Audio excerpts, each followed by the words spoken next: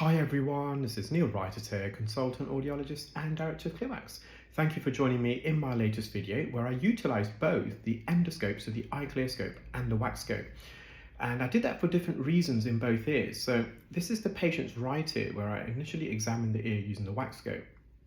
And the reason why I reverted to the endoscope was that this patient, when they last attended about 18 months ago, they had an active tympanic perforation. And what I mean by that, they had a hole in the eardrum and it was infected. So the eardrum was all wet and weeping.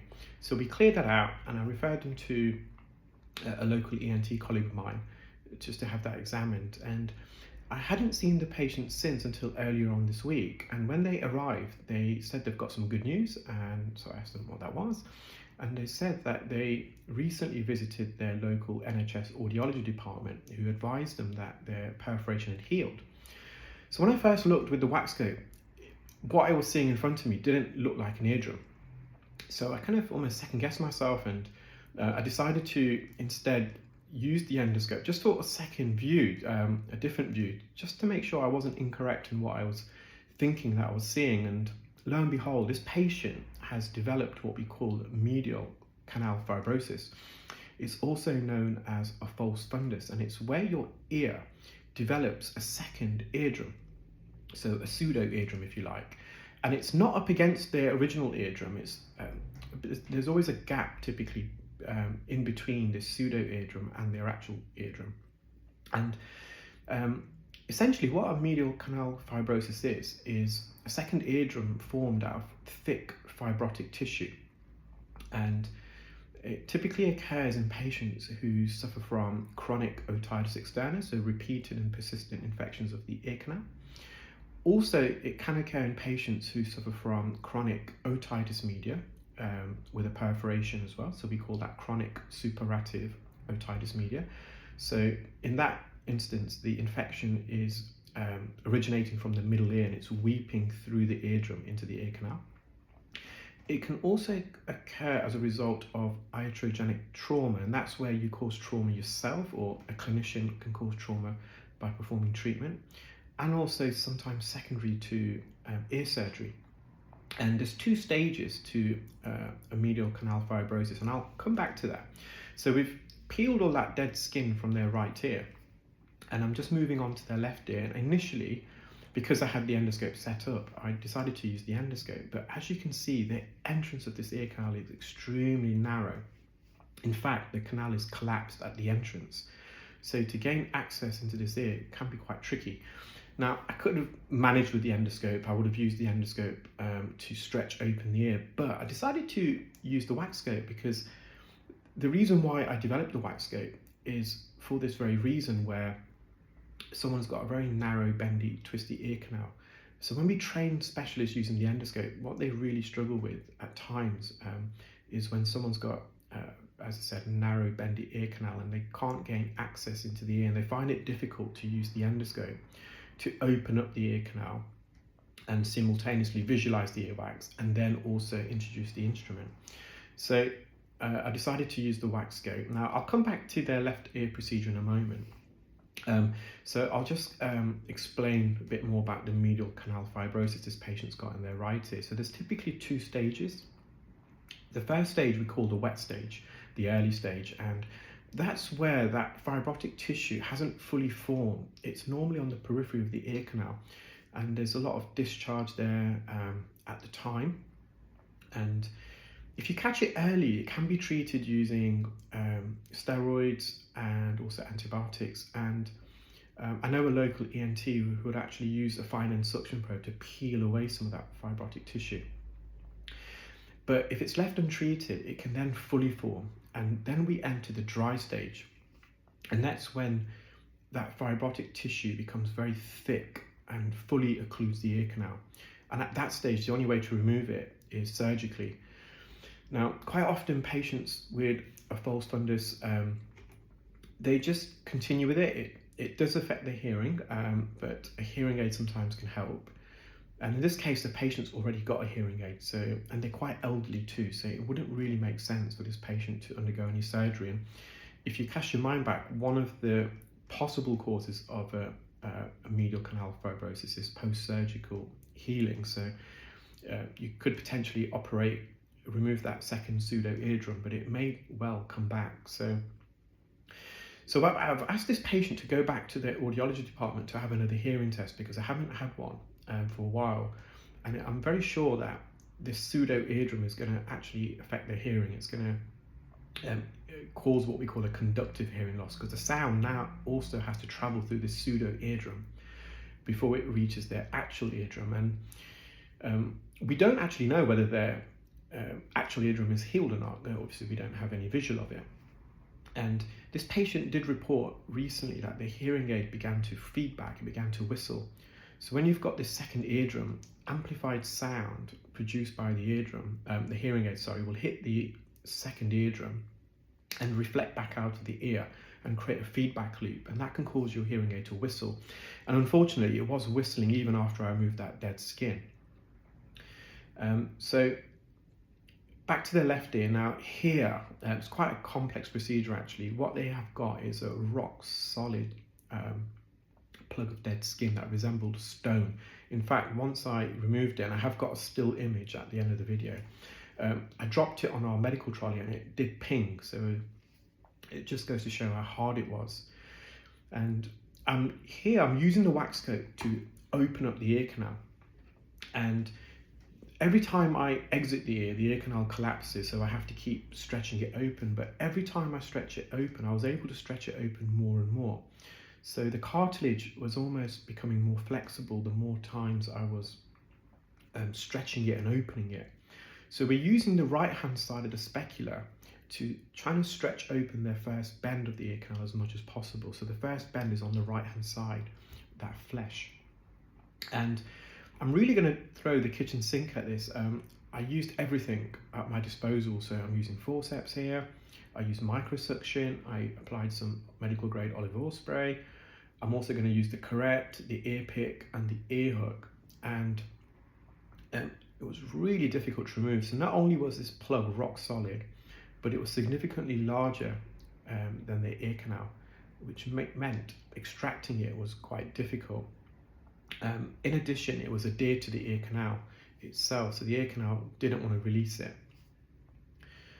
So we are making slow but steady progress. I'm just chiseling away at the surface of this plug. Now I'm using the ear hook there, and you may have seen that the ear hook just kind of dissected this plug.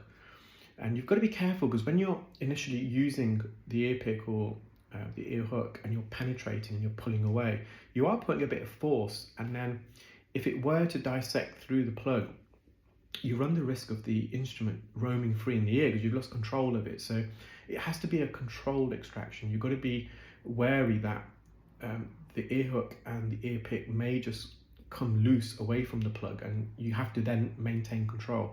If not, you're going to make contact with the ear canal, and if you're working in the inner 2/3 of the ear canal, that can be really uncomfortable. So the inner 2/3 of the ear canal, so if you're new to the channel, this is more for your reference. If you've been watching my videos for a while, you must all be experts now at with the anatomy of the ear.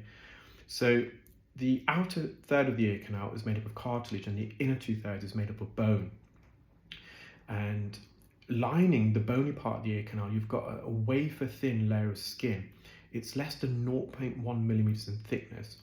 In contrast, the skin that lines the cartilage portion of the ear canal is a lot thicker. It's about 1 millimeters in thickness, and that's because the skin that lines the cartilage has 3 layers. The epidermis layer, which is the most superficial layer.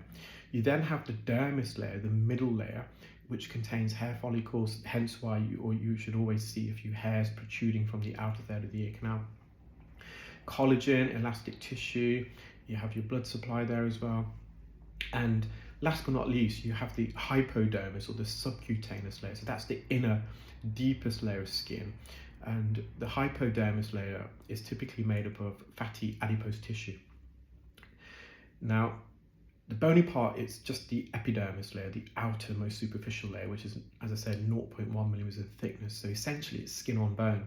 And the best way to compare it is, if you've ever bumped your shin on the side of a door or a chair, for example, you'll know it's very painful. And similarly, if you make contact with the bony part of the ear canal, it can be really painful for the patient. And I'm speaking from past experience. I've had trauma to the bony part of my ear canal, and it's not something that I want to really inflict on any of my patients. So hence why sometimes I know sometimes you read the comments and you're like, why didn't you just dig it out? Well, you have to remember these ears are connected to an individual who's susceptible to experiencing pain and discomfort. So the last thing I want to do is cause any pain or lacerate or cause any trauma to the ear canal or eardrum, because this patient won't be happy, I won't be happy with myself, and they're sure as hell not going to recommend me to anyone as well. So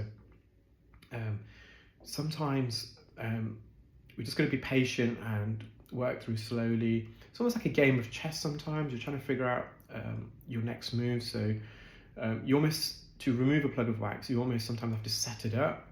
So you, for example, initially I was trying to separate the plug from the canal wall using the curette, the ear hook, and you can then, once it's mobilized, you can remove it. Now, as you can see, the ear canal, you're seeing more and more of the wax. I'm able to stretch open the ear more and more now using the specular, which is helping. Now, because this plug is so hard, it is quite difficult to get a suction grip. The oil does help somewhat, but it's not in the ear long enough to make a substantial improvement. To really soften the surface of this plug, you're probably going to have to allow the drop to sit there for about 20 to 30 minutes. And even then, you're not guaranteed it's going to be soft enough to get a good suction grip. So I'm just trying to pull this through. So we are slowly bringing it out. And I may have already done it, but I think I used the ear pick and I actually pushed it back in again. So maybe we've gone past that stage. But eventually it's the right ear hook that I use to prise this out of the ear. Now this plug is mobilized now, it's loose. So what I mean by that, typically earwax, when it's fully occluding, or a skin plug like this, it's still attached to the ear canal wall. So by separating it, you're mobilizing it. So it's almost running loose and free in the ear canal. I think this is where I use the ear hook. So I'm just trying to go over and behind. Now, because the tip of the hook is tapered, we can actually penetrate, even if it's rock solid. You can see I am dragging it out the ear slowly. And I'm just going to go over and beyond again.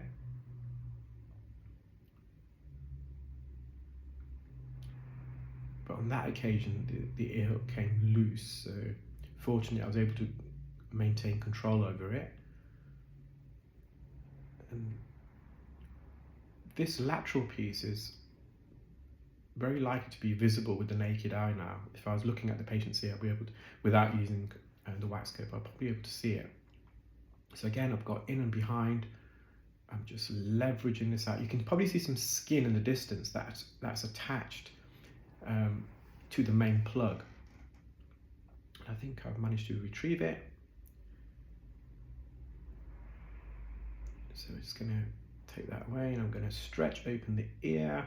And we're going to have a look at the eardrum, just increasing the brightness. So because they had a lot of dead skin in a narrow ear canal, I initially reduced the brightness because we were getting a lot of glare. But that's the eardrum, the ear canal. So you can see there's a bit of blistering there. That's where that skin, that tail end of skin was attached to the canal wall. Well, I hope you enjoyed that video, guys. Take care, keep well, and speak soon. Bye.